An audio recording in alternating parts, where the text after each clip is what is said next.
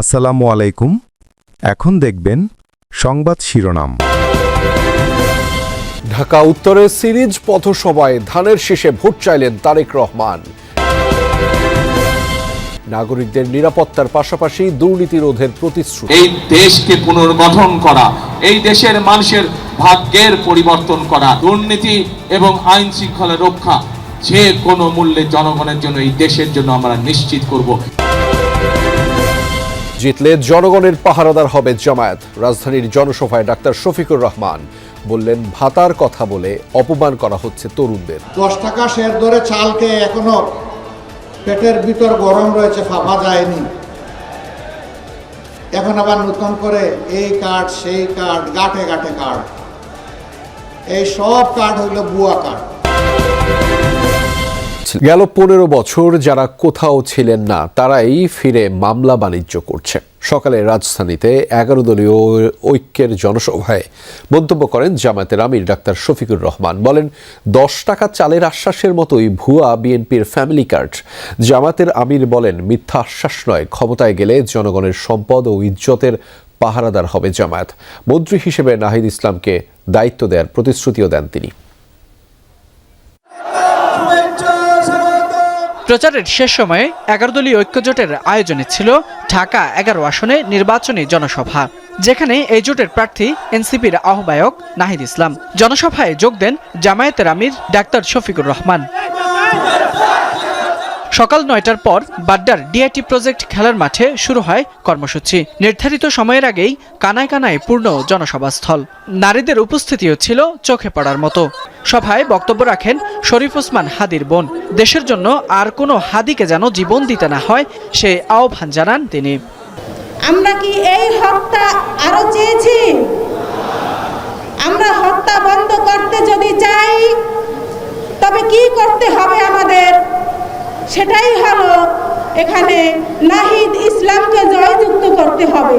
জামায়াতের আমির ছাড়াও জনসভায় যোগ দেন এনসিপির মুখপাত্র আসিফ মাহমুদ সজীব ভূঁইয়া, বাংলাদেশ খেলাফত মজলিসের আমির মাওলানা মামুনুল হক সহ জোটের অন্যান্য নেতারা।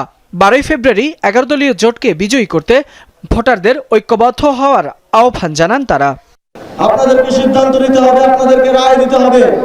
গণতন্ত্রের পক্ষে, ইনসাফের পক্ষে, ন্যায়ের পক্ষে, আপনাদের মুক্তির পক্ষে আপনাদেরকে এমন নেতৃত্ব বেছে নিতে হবে যারা আপনাদেরকে নতুন বাংলাদেশ উপহার দিবে। গণভোটে নির্ভীক চিত্তে, অকুণ্ঠ চিত্তে, স্বতঃস্ফূর্তভাবে গোটা বাংলাকে নিরঙ্কুশভাবে বিজয়ী করতে হবে ইনশাআল্লাহ। নির্বাচিত হলে ঢাকা 11 আসনের বিদ্যমান সমস্যাগুলো সমাধানের আশ্বাস দেন নাহিদ ইসলাম। এই অঞ্চলের অর্থনৈতিক বৈষম্য আমরা দূর করব ইনশাআল্লাহ। এই অঞ্চলের নাগরিক সুবিধা আমরা নিশ্চিত করব। যে সকল মানুষ ভূমি হারিয়েছে তাদের ভূমি আমরা ফিরিয়ে দেওয়ার ব্যবস্থা করব, নতুবা তাদেরকে আমরা ন্যায্য মূল্য পাইয়ে দেওয়ার ব্যবস্থা করব। এই ভূমিদস্যুদের সিন্ডিকেট ঢাকা 11 থেকে আমরা চিরতরে নির্মূল করব ইনশাআল্লাহ। প্রধান অতিথির বক্তব্যে জামায়াতের আমির ডাক্তার শফিকুর রহমান বলেন, 10 টাকা চালের আশ্বাসের মতোই ভুয়া বিএনপির ফ্যামিলি কার্ড। 10 টাকা শেয়ার ধরে চালকে এখনো পেটের ভিতর গরম রয়েছে, ফাঁপা যায়নি। এখন আবার নতুন করে এই কার্ড সেই কার্ড, গাঁটে গাঁটে কার্ড, এই সব কার্ড হইল ভুয়া কার্ড। যেমন 10 টাকা দরের চালের আশ্বাসটা ছিল ভুয়া, এই কার্ডগুলা হইল সেই রকম ভুয়া। এইসব ভুয়া কার্ডকে আগামী 12 তারিখ জনগণ ইনশাল্লাহ লাল কার্ড দেখাবে। তিনি আরো বলেন, 15.5 বছর যারা কোথাও ছিল না তারাই এখন ফিরে এসে মামলা বাণিজ্য আর চাঁদাবাজি করছে। এই 15.5 বছর যারা বাংলাদেশের মাটিতে ছিলেন না, পালিয়ে গিয়ে অন্য কোনো জায়গায় নিরাপদ আশ্রয় গ্রহণ করেছিলেন, ফিরে এসে তারাই সেই মামলা বাণিজ্য করছে। আমরা কি আমাদের সন্তানদেরকে বুকে নিয়ে জুলাই মাসে এই জন্য লড়াই করেছিলাম যে এখানে পুরাতন চাঁদাবাজের বদলে নতুন চাঁদাবাজের জন্ম হবে, মামলাবাজের জন্ম হবে, ভূমি দখলবাজের জন্ম হবে, ভূমি দস্যুদের জন্ম হবে।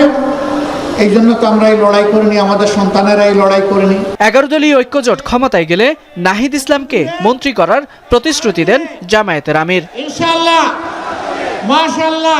নির্বাচনে বিজয়ী হলে ঢাকা সহ সারা দেশকে নিরাপদ রাখার অঙ্গীকার ব্যক্ত করেছেন বিএনপি চেয়ারম্যান তারেক রহমান।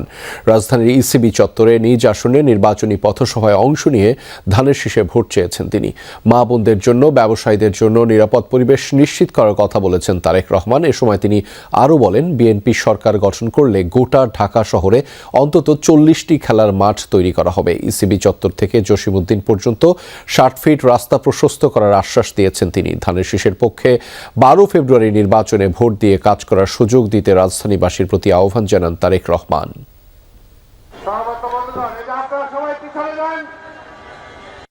রূপান্তরিত করতে চাই, নিরাপদ শহরে পরিণত করতে চাই, যেই শহরে মা বোনেরা নিরাপদে নিশ্চিন্তে যে কোনো সময়, দিনের যে কোনো সময় হাঁটতে পারবেন, যেই শহরে মানুষ নিরাপদে বসবাস করতে পারবে, ব্যবসা বাণিজ্য, চাকরি বাকরি করতে পারবে। প্রিয় ভাই বোনেরা, আমরা একটি সুন্দর শহর গড়ে তুলতে চাই। পরে ঢাকা 16 সংসদীয় আসনে পল্লবীর পথসভায় যোগ দেন বিএনপি চেয়ারম্যান তারেক রহমান। বলেন, ভোটের অধিকার প্রতিষ্ঠার জন্য এই জুলাই অভ্যুত্থান ও গেল 16 বছর বহু মানুষ জীবন দিয়েছে। যে ভোটাধিকার আদায়ের জন্য মানুষ জীবন দিয়েছে, সেই অধিকার আদায় করে মানুষের সমস্যার সমাধান করতে হবে। বলেন, বিএনপি ইশতেহারে যাবতীয় পরিকল্পনা তুলে ধরেছে। দুর্নীতির লাগাম টেনে ধরতে না পারলে জনগণের উন্নয়ন সম্ভব নয়। যে কোনো মূল্যে দুর্নীতি ও আইন শৃঙ্খলা পরিস্থিতি নিয়ন্ত্রণ করা হবে।